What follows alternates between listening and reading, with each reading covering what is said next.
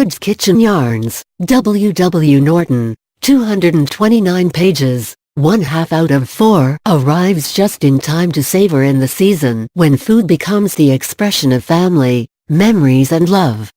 Proust had his Madeleines.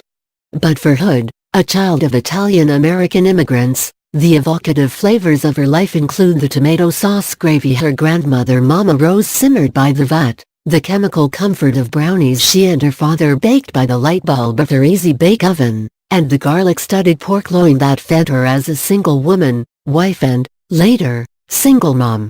As Nora Ephron did in The Wonderful Heartburn, Hood retells the chapters of her life through culinary memories, ending each chapter with a recipe, sometimes maddeningly vague, as told by a natural cook.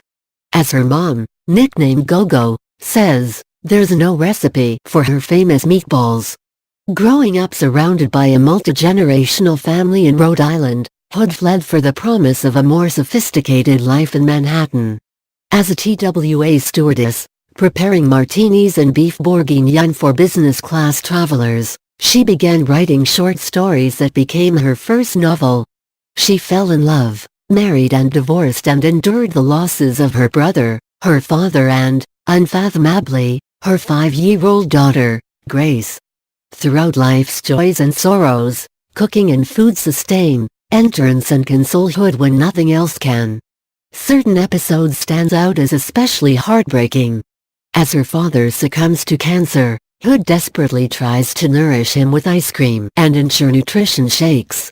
A terrible but enthusiastic cook, her father served up grilled cheese, ham basted in ginger ale and assorted atrocious combinations that Hood appreciates as the embodiment of his devotion to his daughter.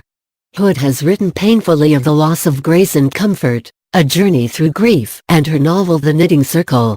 Her anguish here is no less devastating, as she runs screaming and tearing at her hair from a Thanksgiving gathering. Hood closes the book with a chapter on Laurie Colwin, the beloved author of such Manhattan love stories as Happy All the Time and Family Happiness, and her recipe for tomato pie. Like a heroine in one of Colwin's quirky romances, Hood has found true love in her marriage to food writer Michael Ruhlman, who confessed at a writers' conference, and Hood doesn't know this, but I've been in love with her for 20 years. They had met in passing decades earlier. Written in a series of deliciously digestible essays, The Wistful and Wonderful Kitchen Yarns is a feast for the heart, mind and senses.